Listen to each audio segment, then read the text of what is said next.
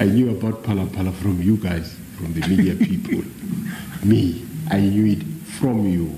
That was the first time I heard that there was a story around Phalaphala.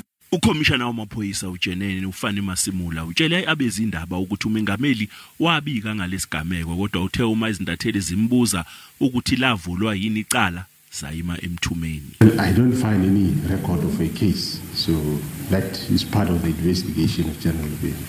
UKhomishana wamaphoyisa uthi lezi igameko zokudutshulwa kwabantu ezindaweni zokucima ukoma azihleliwe zenzeka ngezathu ezehlukene. Some motives that we still had to confirm looks like it's around the extortions, around the collection of monies that we are still investigating, but there is no tavern that is linked to one another, and we will update the nation as we move forward.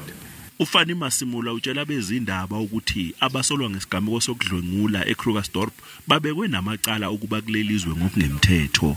Being charged for being illegal in the country, and we are working on the investigation to see if some of those will be linked. Ungqongqoshe wamaphoyisa ubhekicele obeyingxenye lesithangami uthi basebenzisana nophiko olulwa nobugebengu emphakathini iCPF ukuze kubhekwane ngqo nezintswela boya. We are working on the shortcoming of resources for these CPFs, which are things that are raised all the time to say, but there are no resources that are put by the government. We're trying to work on that.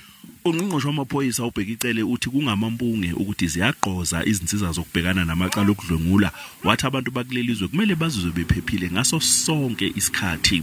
Alisalanga ngaphandle udaba lokubhekana nalabo abangena emgodini ngokungemthetho phecelezi ozamazama ngemva kwesigameko esishaqisayo sokudlwengulwa kwabantu eKrugersdorp ngoLwesine.